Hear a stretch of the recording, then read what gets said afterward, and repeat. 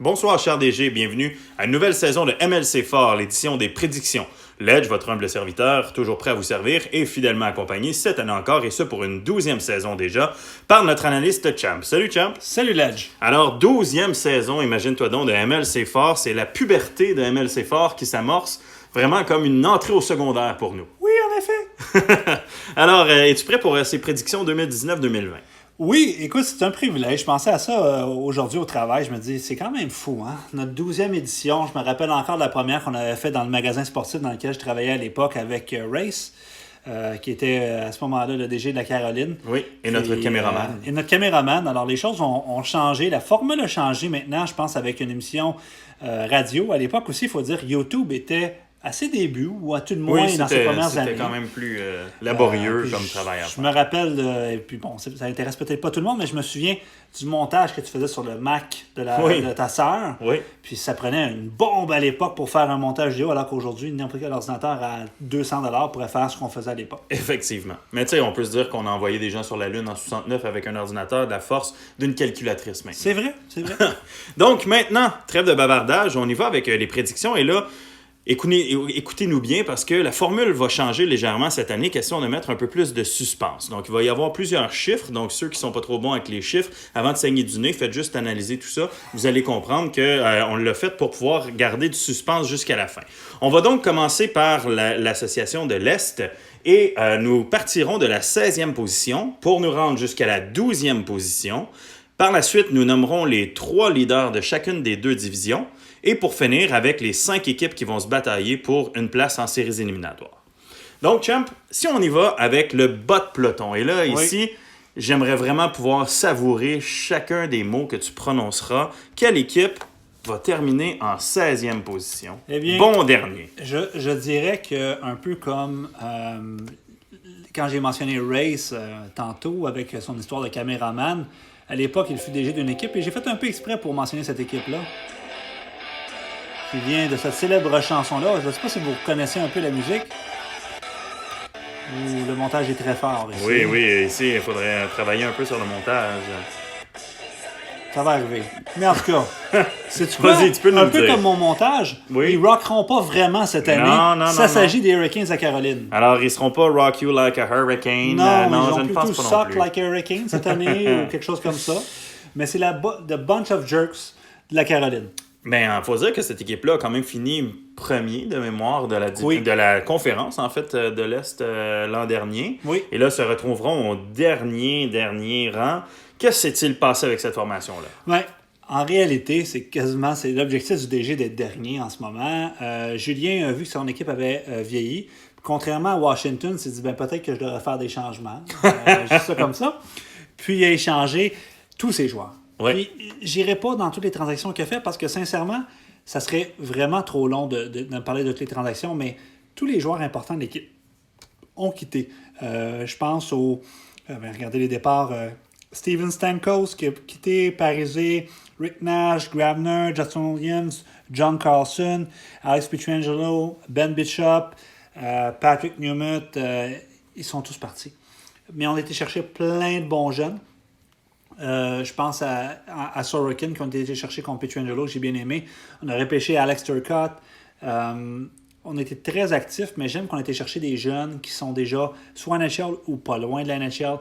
Je pense à Tage Thompson avec Buffalo NHL, à Bornstrom des Panthers NHL. C'est des joueurs qui peuvent aider l'équipe d'ici 2 à 3 ans. Alors pour moi, la transformation, elle est excellente, mais pour l'instant, c'est vraiment pour les Bunch of Jerks la place du dernier rang. Est-ce que selon toi, c'est une place qu'ils occuperont pendant plusieurs saisons? Est-ce que ça va être une reconstruction très rapide ou... Rapide quand même. Moi, je dis 2 ans à peu près dans les bas-fonds. Okay. Puis la 3e année, on va revenir là. OK, donc quand même assez rapide. Allons-y maintenant avec la 15e position. Une autre équipe qui aspirait aux grands honneurs il n'y a pas si longtemps, mais maintenant se retrouve quand même au fond du classement. Bien, la 15e équipe, c'est les Flyers de Philadelphie. Une équipe qui aurait aimé terminer dernier l'année passée, mais que malgré, je ne sais pas, tout ce qu'on a tenté de faire, on a terminé avec 84 points au classement général. C'est une équipe, les Flyers, encore là, un peu à l'image des Hurricanes, qui a fait ce que les Hurricanes ont fait cette année, mais ils l'ont fait il y a 1 an. Donc, on a vraiment fait un reset, comme dirait Marc Bergevin en bon français. On a cherché plein de jeunes, les Martin Nescatch, Quinn Hughes, Spencer Knight qu'on a repêché, Barrett Hayton, Evan Bouchard. On a Kotkaniemi également qu'on a été chercher dans la transaction Austin Matthews avec Ty Smith aussi. On a plein de jeunes. Ça, même que ça finit pas la liste. Mais pour l'instant, quand Scott Hartnell est sur ton premier trio, je veux dire, c'était bien quand je suis arrivé dans une ligue similaire en 2004. Scott Hartnell était sur ma première ligne. Puis à l'époque, c'était quand même cool. Mais en 2019, c'est, je sais pas, c'est tout sauf cool. Donc voilà, pour les Flyers, je vois pas vraiment une équipe qui va aspirer aux grands honneurs. Ryan Miller fait un retour à Philadelphie. Tu avais été cherché à l'époque des Flyers dans une transaction. Mais ça doit faire quoi?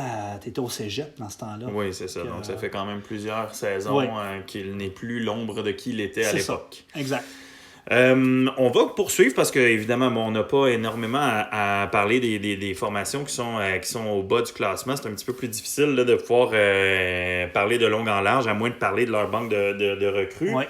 La 14e position, par exemple, c'est une équipe qui, elle aussi, a amorcé quand même une certaine forme de virage, a assumé qu'elle participerait fort possiblement pas aux séries éliminatoires l'an dernier. Cette année, qu'en est-il des Panthers de la Floride? Ben, les Panthers, c'est une équipe qui a eu une année difficile, encore une fois, mais là, je dirais particulièrement difficile au classement général.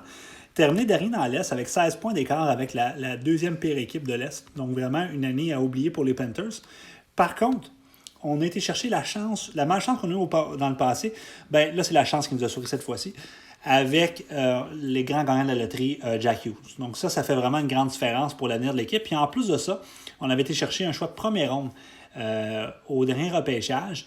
Et on a été chercher le Maurice Richard allemand. Moritz Seider. Qui finalement est sorti beaucoup plus tôt, là, 6e au total par Détroit. Donc, juste là, on a été chercher le premier 6e au total au dernier repêchage. Est-ce que ça veut dire que le 6e au total va devenir un joueur de franchise? Pas du tout, mais il y a un super camp en plus. Mm-hmm. Donc, ça, c'est vraiment des bonnes nouvelles. Je regarde la formation en ce moment. Dre Saddle, Paul Mary puis Michael Granlund, c'est une première ligne. Honnêtement, c'est une super belle première ligne. Je veux dire, ça se tient très bien. Max Domi, Kevin Fiala avec Carl Soderberg sur une deuxième. C'est une deuxième ligne qui se tient, qui n'est pas dominante, mais Domi aide beaucoup là-dedans, qui est honnête. Brett Conley, Lars Eller, Alex Chiasson, je veux dire, encore là, comme troisième ligne, c'est pas la meilleure, mais ça se tient. Mm-hmm. Les trios sont bien. Une défensive qui a Dougie Hamilton avec Ryan Murray, Scott Mesa, qui est un joueur qu'on sous-estimé. Michael Kempney, encore sous-estimé. Philippe Grubauer devant le filet, mais qui n'est pas en pleine cote. Je veux dire, c'est une équipe qui pourrait surprendre puis finalement finir comme 8-9e. Mais les probabilités sont beaucoup plus qu'elle va terminer 14e. C'est là qu'on la voit. C'est pas le but du DG de faire les séries cette année. Puis, je m'attends à peut-être une année un peu plus difficile, peut-être une deuxième l'année prochaine, mais après ça, on va vraiment avoir une super belle base. Un Groovy sûrement qui va être plein côté. Est-ce que tu penses que Grubauer est la clé de cette formation-là, dans la mesure où si Grubauer performe comme un gardien de but numéro 1 établi, est-ce qu'on peut voir cette équipe-là aspirer à même remporter la Coupe prochainement? Ou Ben, la Coupe prochainement, c'est trop difficile à dire. Je dirais pas que ça va être un favori, même avec un Grubauer en pleine forme. Même avec un Grubauer à 84 OV, je suis pas sûr que c'est eux que je mettrais en finale de la Coupe. Par contre, c'est assurément l'équipe que je mettrais en série avec un Jack Hughes, exemple, qui fait 60 points sa première année NHL, puis un Moritz Seider qui arrive peut-être dans un an. Oui, je les verrais en série et peut-être même dans une finale de conférence, quelque chose comme ça. Mais une finale de la Coupe, c'est encore un peu trop tôt pour parler de ça. Maintenant, pour ce qui est de la 13e position, donc on se rapproche tant bien que mal des équipes où ça fait un peu plus mal de nous voir, de voir son équipe se classer parmi les équipes qui ne font pas les séries. En 13e position, tu as décidé de placer les Bruins de Boston. Ouais, les Bruins de Boston, c'est une équipe qui a à peu près le plus de talent à l'attaque, c'est-à-dire le meilleur top 2 qu'on peut avoir en Connor McDavid puis Alexander Barkov. C'est vraiment quelque chose avec Patrick Laney à l'aile. Très fort. Par contre, on a une défensive qui est poreuse. Je regarde ça. Justin Schultz, c'est leur leader. Oli Mata, Ben Sharrow, Jake McCabe, Severson. C'est pas des défenseurs qui sont mauvais. C'est pas une défensive qui est très excitante. Puis il n'y a pas de top 2 là-dedans vraiment. Puis même top 4, c'est un petit peu manquant. Donc, c'est pour ça qu'on a repêché Philippe Severson a quand même fait une très belle saison. Oui, il a fait une belle saison, mais c'est tous des joueurs qui sont corrects, comme je dirais. Mais Mark Strong, qui est un gardien qu'on ne parle pas beaucoup, mais fait très bien à Vancouver, NHL. Corey Schneider, on en reparlera, mais c'est sûr qu'on en reparle ça, mais c'est pas le même qu'il était, mais il pourrait avoir une prestation correcte. Mais malgré ça, je trouve qu'il manque de profondeur, puis c'est pas le but du DG de faire les playoffs cette année. Moi, je pense que ça serait solidifier la défensive qui serait la meilleure idée. Puis par la suite, on verra. Mais pour cette année, pour Boston, vraiment, moi, je les vois hors série. Puis contrairement aux Panthers, que je les vois peut-être se faufiler, on dirait que je la file pas avec les Bruins. Même si en réalité, en fait, puissance, ils ont des éléments pour le faire, mais on dirait que Boston, j'ai comme l'impression, Ledge, que c'est pas avec ce noyau-là qu'ils vont se rendre loin. J'ai l'impression qu'il va y avoir un changement ou deux, un Patrick Laney, peut-être même un Barkov. Je pense que McDavid est là pour rester, mais il va y avoir quelque chose, un changement qui s'en vient de philosophie, puis un nouveau DG qui d'ailleurs, que je remercie d'avoir été au repêchage, qu'on a eu la chance de rencontrer, Jean-Philippe. Moi, je pense qu'il y a vraiment l'équipe à cœur, puis je suis pas inquiet que l'équipe à long terme va bien faire, mais pour l'instant, je pense qu'il y a encore des changements à faire. On va faire une dernière formation pour le bas du classement en 12e position. Certains vont dire peut-être que ça peut être surprenant d'avoir cette équipe-là classée 12e. Il y a certains la voyaient plus haut, d'autres la voyaient même plus basse, mais tu y es allé avec les Maple Leafs de Toronto. Oui, les Maple Leafs de Nick, une équipe qui a gagné la Coupe Stanley il n'y a pas plus tard que 2 saisons. Dans le cas de Nick, il va être le premier à dire que son équipe, c'est plus vraiment la même. Je regarde son équipe, puis sur le cover de Nature 2006, ça paraît très bien. Corey Perry, Ilya Kovalchuk, ça serait des bons noms. Michael Bobker, comme dirait DNPQ. Patrick Berglund, qui est plus NHL. David Desharnais, qui est plus NHL. Une équipe vieillissante. Une défensive poreuse, je dirais. Et un gardien de but, Matt Murray, qui est hot and cold. Jean Tabarny, qui est toujours un running gag dans la Money League avec Ramsey Picard, mais qui est un bon gardien Money League comme backup. Mais c'est plus l'équipe que c'était. Dylan Strome, très belle acquisition. On se souvient qu'il a été cherché contre le défenseur des Canucks qui a été repêché dans le top 5, là, le Finlandais, c'est quoi son nom? Jolvi. Oui, Jolvi. Donc, ça a été toute une transaction. Il l'a échangé, il s'est blessé le lendemain, je pense. Ouais. Puis, Dylan Strome a été échangé comme une semaine plus tard. Puis, depuis ce temps-là, Chicago, NHL va super bien. J'aime bien Charlie Cole aussi. Derek Stepan, c'est un bon joueur, mais c'est un vétéran. C'est une équipe qui a besoin, même que ça serait mieux pour eux qu'ils finissent un peu plus bas que ça pour avoir un bon choix, mais c'est pas le but de Nick nécessairement. Mais je pense qu'on est dans un entre-deux en ce moment avec Toronto. Puis pour cette année, ça ne sera pas les séries, puis je pense pas que pour l'année prochaine non plus. Alors maintenant, on a parlé de 5 formations qui allaient terminer au fin fond du classement de l'Association de l'Est. On va monter maintenant pour les 2 divisions. On va faire ça séparément avec les positions 1, 2, 3 pour chacune des 2 divisions. On va commencer par la division Atlantique, soit celle de notre région. Oui, la division de notre région, c'est bien dit ça. Ça, c'est une division qui, depuis la nuit des temps, est dominé par les éclairs dans le ciel. Oui, effectivement. Le Lightning de Tampa Bay. Pour cette année, c'est sûr, peut-être certains diront c'est dans le but d'avoir, en anglais on dit un clickbait, d'avoir vraiment des gens qui cliquent sur notre article, mais comme on ne fait pas une foutue scène sur cette émission-là, c'est clair que c'est pas ça notre but. Il s'agit cette année de pas Tampa comme première équipe. Alors déjà là, c'est toute une nouvelle. Effectivement. Et selon toi, Ledge, quelle équipe pourrait-elle être?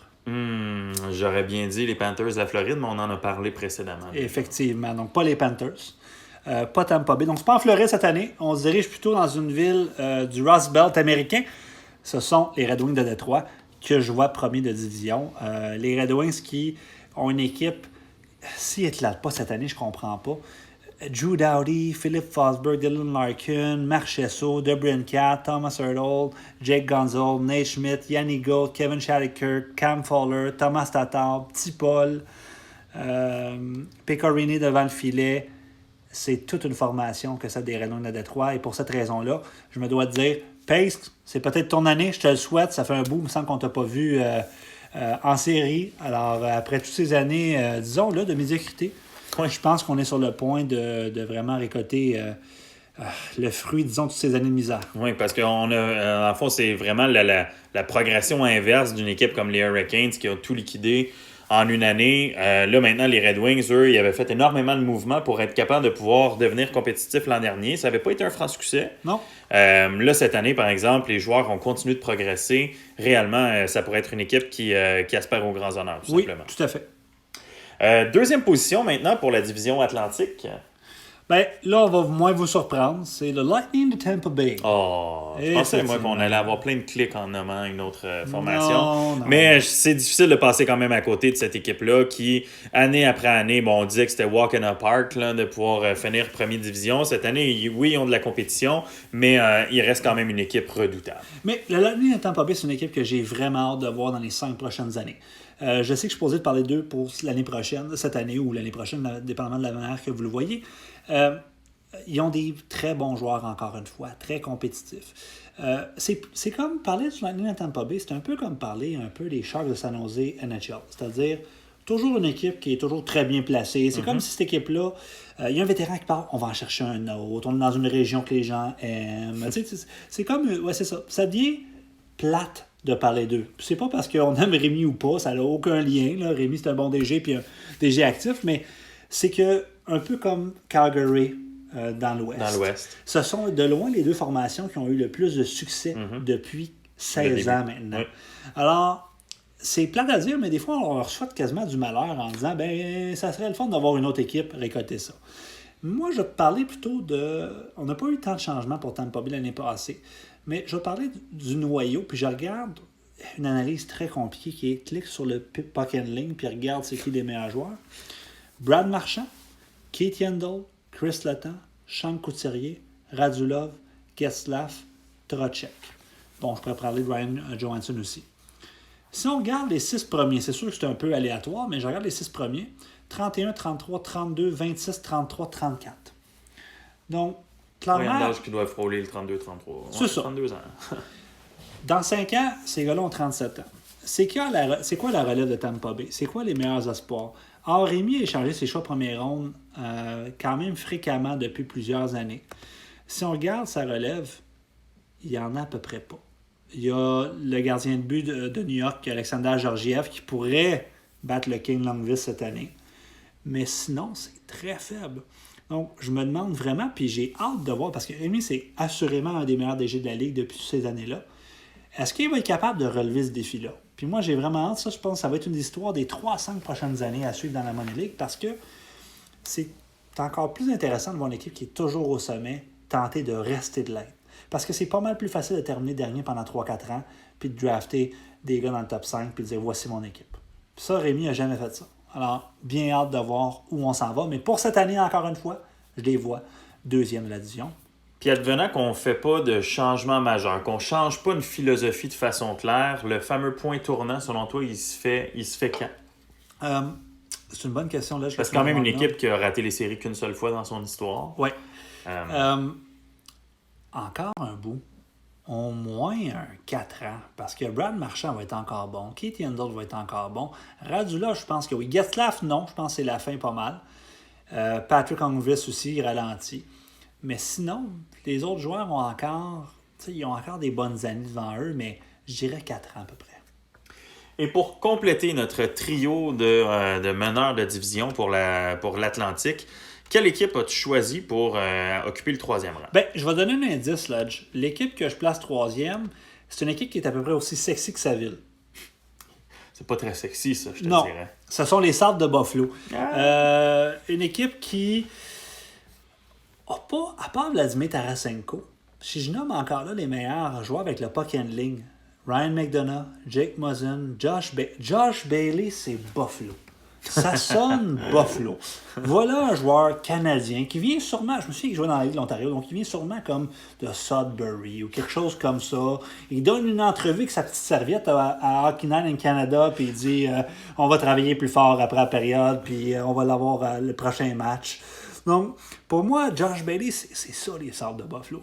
C'est un joueur que tu fais, hey, il y a 83 de puck handling, ce gars-là. Wow, Colin, il est bon, il est meilleur que je pensais. Donc, Buffalo, cette année, c'est rempli de ce genre de joueurs-là. Tu sais, Jake Muzzin, c'est un peu son équivalent en défensive. On a un gars comme JVR qui est encore là, Tyler Johnson, Vlasic qui est plus le même, Brian Little, Derek Ryan. Tu sais, un nom générique avec des codes génériques. Mais on a André Vasilevskiy, qui est le meilleur gardien de la Money League à peu près. Alors, juste pour ça, ça fait en sorte que on va être très compétitif. Puis, on n'a pas peur d'échanger toute notre relève pour aller chercher des joueurs là. Puis, c'est ça qui me fait un peu peur. Puis, il faut se dire, quand je parle d'une équipe Money League, je suis toujours, contrairement à un Bob McKenzie, que c'est son travail, qui est payé pour ça, puis qui ne sera jamais DG, il peut dire un peu ce qu'il pense. Tandis que moi, je dis, hey, je suis pas sûr que je ferais ça, puis après ça, j'arrive pour parler d'échange avec un gars, ça paraît pas trop bien. Mais moi, je le dis, puis je pense qu'il est conscient de ça. Puis s'il ne l'est pas, écoutez, je serais vraiment étonné. Buffalo est prêt à liquider toute sa relève. Moi, mon inquiétude, c'est que quand ça va devenir plate, quand Josh Bailey, qui est déjà plate, va devenir très plate, est-ce qu'on va vouloir s'occuper de l'équipe ou est-ce qu'on va faire, mon trip de 5 ans a duré, puis là, ma fenêtre est fermée, je vais vendre l'équipe, puis je vais partir. Moi, c'est juste ça que j'ai peur carré. Quand un nouveau DG fait ça, souvent la tendance, c'est qu'il reste 3 à 5 ans. Est-ce que ça va être ça? J'espère que non. C'est des bonnes questions à se poser que tu soulèves là. En même temps, il y a d'autres formations qui ont passé par un processus de reconstruction. Surtout quand on est un nouveau DG, on veut mettre l'image, notre équipe à notre main un peu et tout ça. Donc, changer le visage de l'équipe.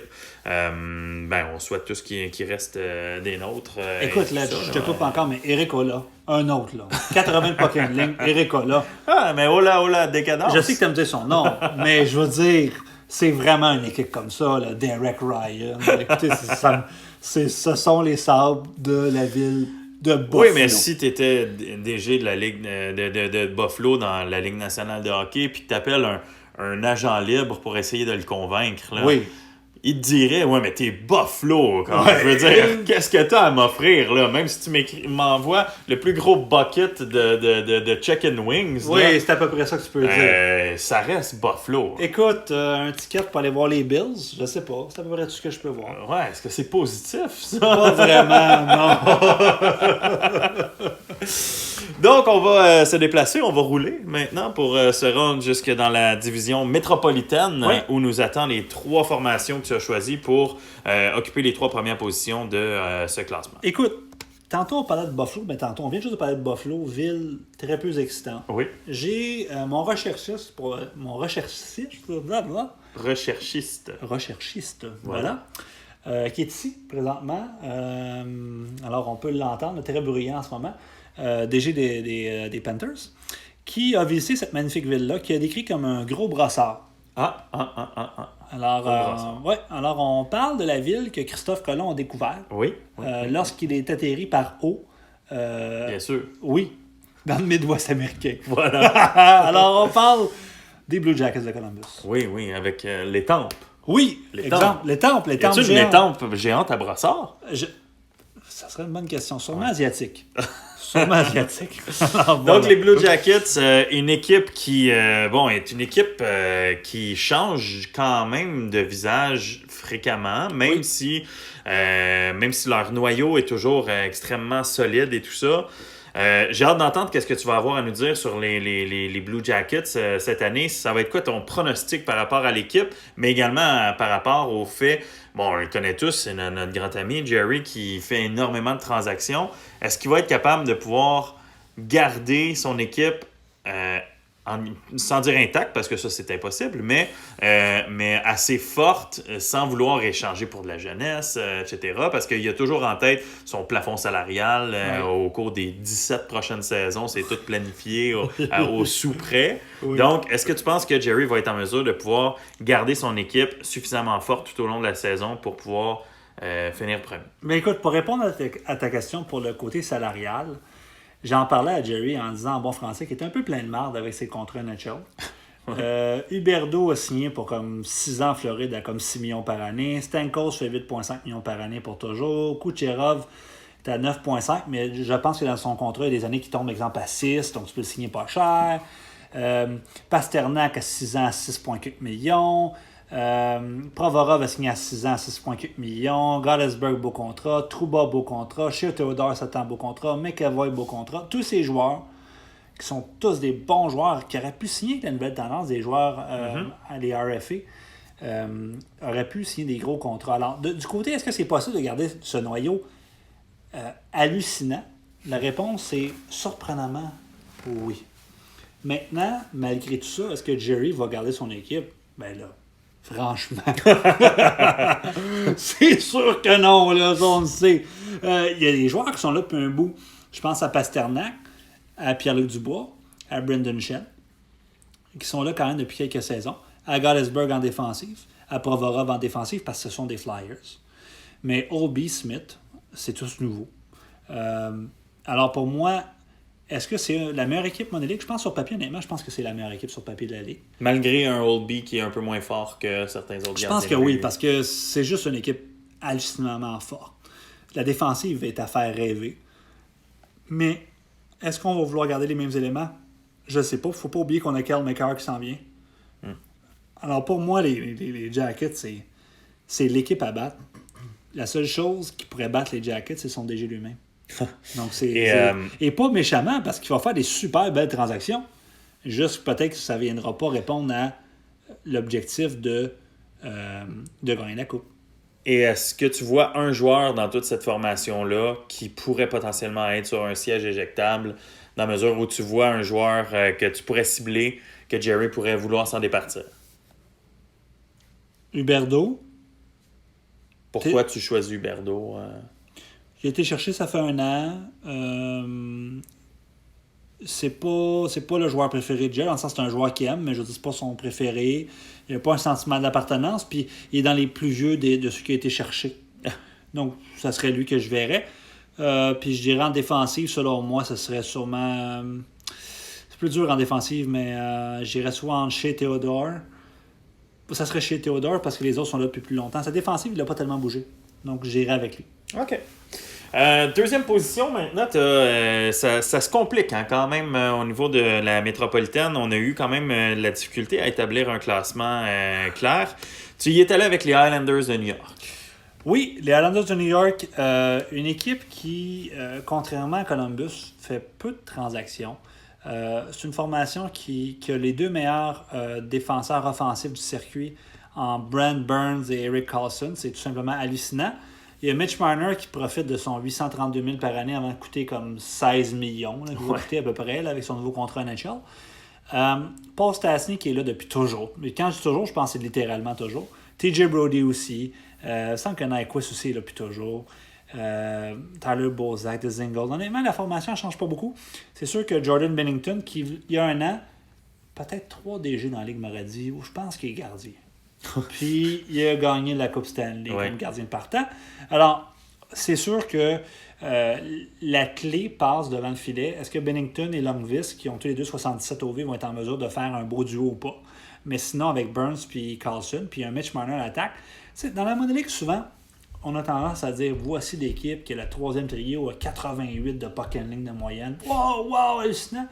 Mais on oublie que, en réalité, il y a toujours à peu près 4 à 6 joueurs qui performent dans ton club monolithique. Puis si tu en as 13 qui sont dominants, ben il n'y en a pas 13 qui domineront au niveau des points. Alors, juste pour cette raison-là, moi je vois les Islanders bien faire et je les vois 2e. Et en 3e position, avec quelle équipe tu hésitais pour savoir s'il terminait 2e ou 3e? Ben, c'est pas trop loin. Nous-mêmes, on va le faire bientôt à la Thanksgiving. On va se promener entre 2 dindes, entre le Brooklyn et le Madison Square Garden. Alors, ce sont les Rangers de New York de Sylvain. Les Rangers, ça a été une année franchement difficile pour eux l'an dernier. Ça a été... on pourrait dire même une année hautement décevante, même si à la fin, ça a quand même repiqué du nez vers le haut un peu, mais ça a été difficile pour les Rangers l'an dernier. Oui, les Rangers, une année vraiment de misère, il n'y a rien qui cliquait. Oui, on a décidé, je vais en parler, là, je vais écrire l'abcès, Matt Barzal, on l'a échangé à mon équipe. Une grande transaction, mais qui a donné quand même des super bons joueurs pour les Rangers.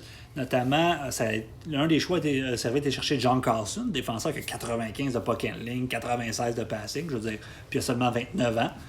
Et ça a également donné un Matt Boldy qu'on a été chercher. Donc, une belle transaction en soi. Mais oui, Barzal a quitté, mais Ryan O'Reilly est arrivé. Puis Ryan O'Reilly, contrairement à Matt Barzal, c'est un joueur très complet. Et on l'a vu avec les Blues NHL, je pense plus que jamais. Hyper bien performé. Puis on a échangé aussi Nathan McKinnon pour aller chercher Timo Meier et Kyle Connor. Donc, 2 super bons joueurs. Moi, je pense que c'est une belle transaction, ça, parce que oui, McKinnon est plus dominant, mais Connor Mais dans Meier, un point de vue simulé, ça reste une excellente transaction. Une excellente transaction. Puis 22 ans les deux. Timo Meier a signé un beau contrat NHL d'ailleurs, donc parfait pour lui. Connor, on attend toujours. Mais on a Clefbaum.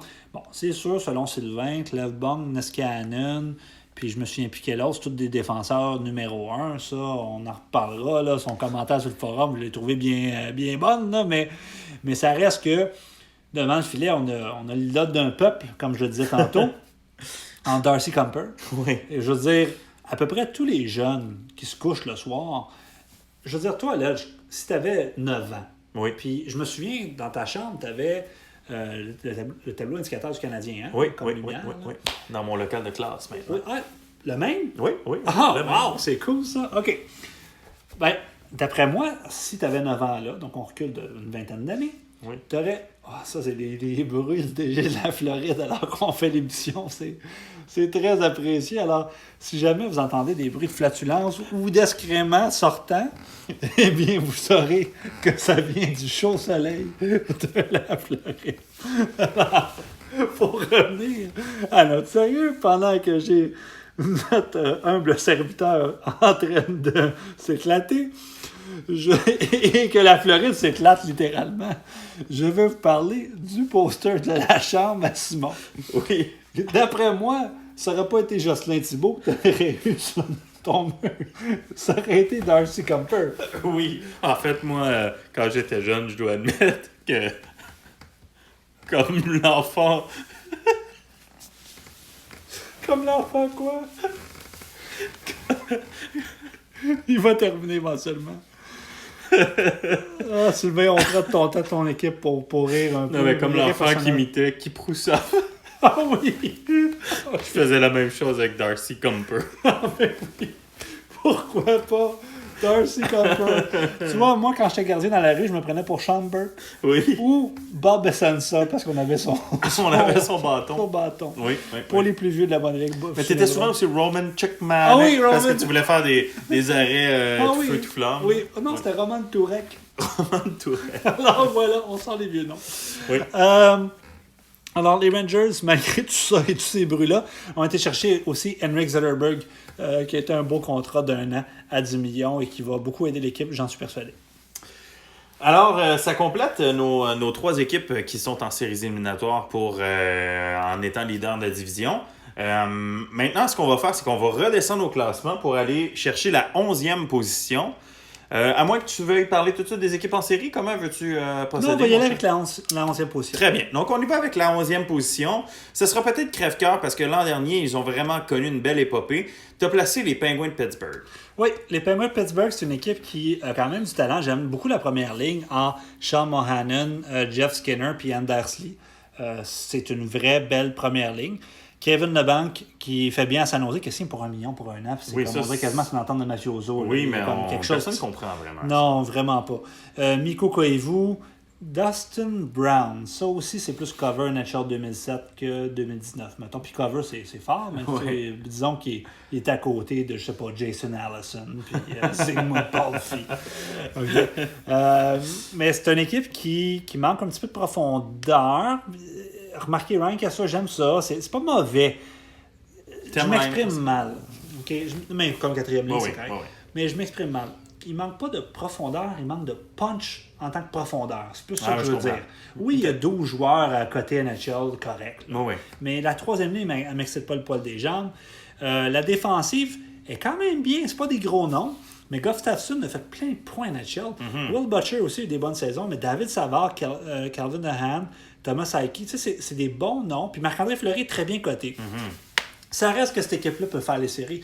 Je vous dirais qu'on a fait un peu exprès pour parler, partir de la 11e position. C'est toutes des équipes qui peuvent être en série, là. Mais Absolument. pour le moment, les Pingouins, moi, pour cette année, je ne les vois pas répéter l'excellente dernière année qu'ils ont eue. Maintenant, allons-y avec la 10e position. Donc, tu as placé là les Sénateurs d'Ottawa. Oui, les Sénateurs d'Ottawa de Martin, une équipe qui a terminé quand même 5e l'an dernier. Donc, comme Pittsburgh a très bien fait. Malgré ça, je vois peut-être une descente. Pas nécessairement parce que Ottawa est moins bon, tout simplement parce que j'estime qu'il y a d'autres équipes qui se sont soit améliorées ou soit que l'année passée ont eu des mauvaises années. Alors, c'est simplement un rebondissement à ce moment-là. Alors, j'adore la première ligne potentielle en Brady Ketchuk, Jonathan Toews et Clayton Keller. Honnêtement, même NHL comme ligne, ce serait une super belle ligne. Effectivement. C'est vraiment 3... C'est comme l'équivalent bien. quand on joue au Nintendo. Tu sais, on a joué à la Switch il n'y a pas longtemps. Oui. Avec, c'est quoi le nom? Ah oui, c'est le principe de ice hockey. Là, oui, c'est ça. Là, avec beaucoup plus de sang, par oui, contre. Oui, là. oui, oui. Mais c'est comme gros joueur, moyen joueur, petit joueur. Là. Oui. C'est exactement ça, cette ligne-là. Donc, c'est parfait. William Carlson, c'est comme un Jonathan Toews, comme moins connu puis qui coûte moins cher. Très bien coté, super bon défensivement, belle cote offensive. J'aime l'équipe. Puis Rick Nash, une troisième ligne, c'est le fun. On a une belle profondeur. Nolan Patrick, on regrette sûrement d'avoir pêché à l'époque à ce rang-là, je pense deuxième au total. On aurait pu avoir des McCarr, des Peterson, des Escannon, etc. Mais Patrick, c'était le choix. La défensive, je l'aime avec Pariaco, Yarmarson, Ekman Larson, Nessa Linden, Gillen, Derek Gillen pour les intimes. Et devant le filet, Corey Crawford qui a déjà plus les main cuts qu'il avait. On a payé cher pour aller chercher. Ça m'inquiète un peu. Crawford n'est quand même plus une jeunesse, non. à 34 ans probablement. C'est ça. Problème de commotion cérébrale, oui. très grave aussi. Oui. Plusieurs pensent même qu'il en est probablement peut-être à sa dernière année dans la Ligue nationale, étant donné que son contrat se termine à la fin de la saison. C'est sûr que là, si jamais ils perdent un gardien de but de premier plan, ça va être drôlement plus difficile pour Ottawa pour les saisons à venir. Exactement, d'autant plus qu'on a payé Kaprizov pour aller chercher Crawford il n'y a pas plus tard qu'un an. Donc, j'ai hâte de suivre ce dossier-là, mais pour moi, le Sénateur d'Ottawa, c'est une équipe qui, oui, pourrait être en série, mais pour l'instant, pour cette année, je les écarte un peu. Et là, il reste 3 formations. Je vais vous les nommer par ordre alphabétique pour pas qu'il y ait pour qu'il y ait plus de suspense. On a Montréal, on a New Jersey et on a Washington. Il y a 2 équipes qui feront les séries. Une seule sera éliminée selon ta prédiction. Vas-y avec la 9e position maintenant. Je vais te parler de la 7e en place. Ah, bien, vas-y de la 7e dans ce cas-là. Non, mais comme ça, on va savoir à la dernière seconde qui est pas les séries. Alors, ce sont une équipe qui, disons, sous-performée peut représenter. Ça doit être leur slogan. Dans la chambre, tu sais, à la place de porter le flambeau bien haut. Oui. Je te parle d'une équipe que tu connais bien. Les Capitals de Washington. Oui. Une équipe qui, si j'avais fait comme, je sais pas, Jeopardy ou quelque chose comme ça, j'aurais dit, voici une équipe, je vais vous donner mes noms. Oh, c'est pas Jeopardy, pas un truc comme type de jeu, mais je vais vous nommer l'équipe avec des joueurs comme Kopitar, Malkin, Panarin, Edmund, Josie, Price. Je vais nommer ce noyau-là de 3 attaquants, 2 défenseurs, un gardien de but. Et ce noyau-là est là depuis, 4-5 ans au moins, si c'est pas plus, grosso modo. Donc, ils sont là depuis longtemps. Et malgré ça, on a fait les séries depuis 5 ans, seulement 2 fois. Depuis 8 ans, on les a fait 3 fois? Même 9 ans? 3 fois. Donc, ça fait vraiment, comme on dit en bon français, pic-pic. À Washington. Mais ça reste que les éléments sont là. Puis j'ai comme une impression, tu me corrigeras, tu peux me parler, c'est ton équipe. Donc tu peux bien, on va faire une entrevue, tiens. Alors, je regarde ton équipe, Henrik Sedin. Oui. Je me souviens encore, Henrik Sedin, on a été chercher Daniel Sedin à l'époque. Oui. C'est Daniel qu'on a été chercher ou Henrik? Henrik en premier. Henrik en premier. On avait été chercher de où? Contre Milan Michalek. Oui, merci, je me souviens, j'étais à Québec, tu m'avais appelé sur mon téléphone. Oui. À l'époque, j'avais un téléphone flip, en passant, juste pour revenir à l'époque, c'est comme 2006 à peu près. Et à cette époque-là, réalisez que quand on appelait l'autre, on ne pouvait pas voir le line-up, on n'avait aucune idée, c'est comme nomme-moi les joueurs et leur cote, parce que effectivement. pas de manière d'aller voir sur Internet. Non.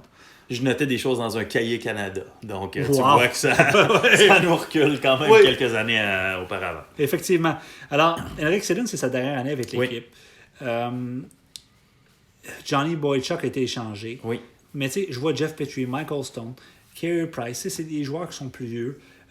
Ils peuvent le rester encore quelques bonnes années. Tu sais, il y a Panarin qui est dans le qui est encore dans son prime, Jaden Schwartz aussi. Mais on voit là, que les Malkin, Kopitar, Price vieillissent. Le Tous noyau 32, est 33, à la fin de leur fenêtre. J'ai comme l'impression que cette année, tu vas être prête à peut-être faire les sacrifices pour avoir une dernière belle année si jamais tu ne l'as pas. Ça, c'est sûr et certain. Ce qui va me freiner, c'est la masse salariale, parce que le fait qu'on a encore Henrik Sedin à 7 millions fait en sorte qu'on est aussi au sommet de notre masse salariale. On a quelques dollars de sursis, mais rien de plus. L'an prochain, quand Sedin quittera, ça libère déjà 7 millions avec un plafond qui, fort possiblement, va continuer d'augmenter, mais légèrement. Mais c'est sûr que la masse va nous freiner un peu, mais il n'y a aucun doute dans notre esprit qu'on va être prêt à faire des échanges majeurs si ça se présente et si on pense que ça peut améliorer l'équipe. Pas juste l'améliorer au niveau des cotes du joueur. On veut vraiment performer dans la ML cette année. L'année prochaine, ton équipe manque les séries. Oui. Disons. Oui. Qu'est-ce qui se passe? Un changement drastique. J'en suis à ma dernière saison où si jamais ce noyau-là ne fonctionne pas, il y aura des changements majeurs. Pourrait-on voir Carey Price dans un autre uniforme? On pourrait voir Carey Price dans un autre uniforme.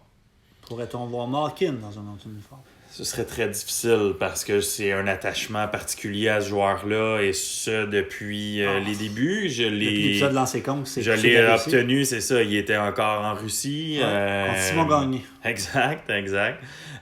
J'aurais beaucoup de difficultés à échanger Malkin. Je pense Malkin va sûrement rester. Je pense que oui. Mais les autres, tout pourrait bouger. c'est game. La journée où Price, si je décide de bouger Price sans obtenir un gardien de but de premier plan à sa place, à ce moment-là, tout peut bouger.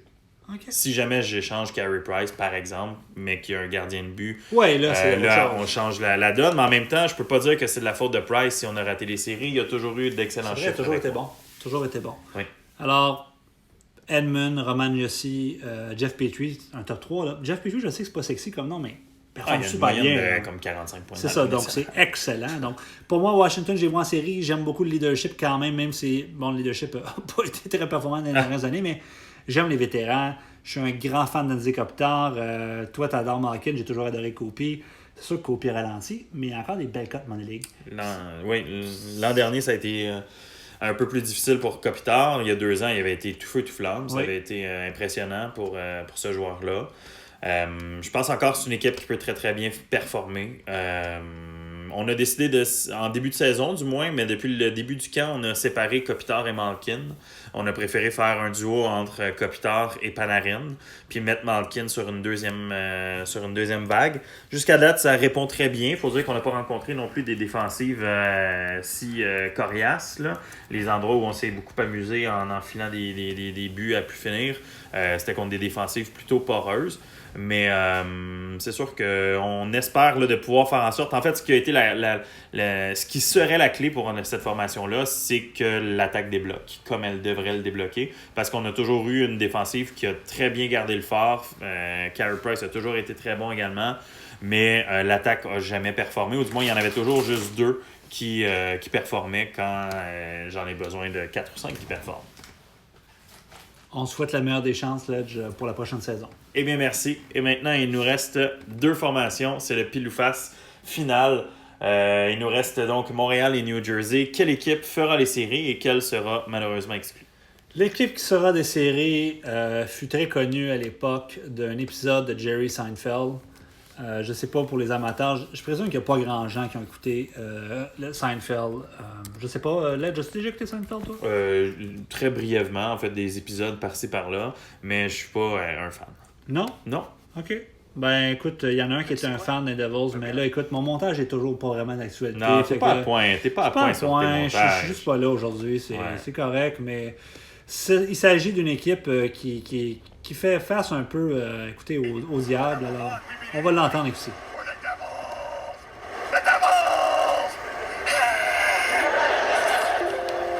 Alors voilà, ce sont les Devils de New Jersey, une équipe qui surperforme d'année après année, une équipe qui est stable aussi. C'est pas une équipe qui fait beaucoup de transactions, mais c'est une équipe qui a un beau noyau, qui a toujours les 2 mêmes gardiens qu'à l'époque j'étais DG, d'une de ces 58 équipes que j'ai eues dans la ligue. Robin Lehner et Jake Allen.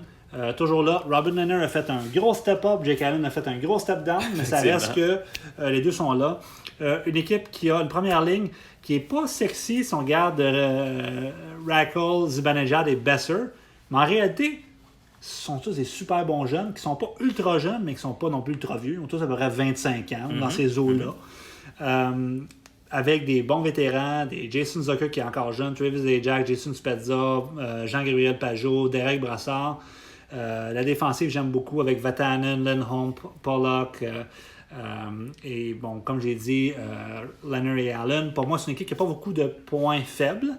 C'est pas une équipe qui a des gros canons, mais c'est pas une équipe qui a des habitudes non plus de manquer les séries, seulement 2 fois en 15 ans. Saison de 114 et 112 points dernièrement. Alors pour moi, je vois les Devils en série. Ça serait même pratiquement impossible de ne pas les mettre en série, on dirait, avec le track record qu'ils ont depuis plusieurs années. Alors, Éloi, je pense que pour une 4e année de suite, tu seras en série. Et il faut dire que les Devils, depuis la saison 3, ont manqué les séries qu'à une seule reprise. Quand même impressionnant comme parcours, du moins, moi, c'est à m'en faire saliver. Ça, c'est clair. Ça, c'est clair. Ce qui nous apporte à parler de cette dernière formation, qui est celle de Ben PQ. Oui. Benoît Courchaine et sa formation du Canadien de Montréal. Malheureusement pour Ben, qui a vraiment été chercher du punch à l'attaque, je pense à Ben, Duchesne, Atkinson, Parisé, Joe Thornton, Justin Williams, tous des noms encore là, tu sais.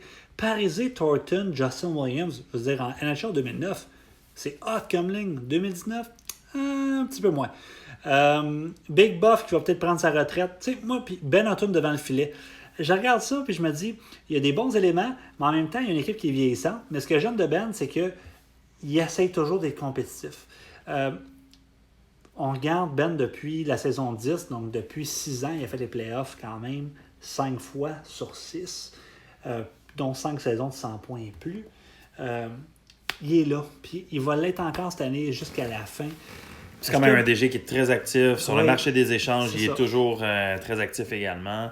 Je serais pas surpris, moi, de le voir changer quand même, sans dire drastiquement, mais changer beaucoup d'éléments dans sa formation. Entièrement d'accord avec toi. Mais est-ce que Matt Dumba va connaître une année comme qu'il y a eu l'année passée, aussi qui a gagné de Norris, je pense, dans la ML?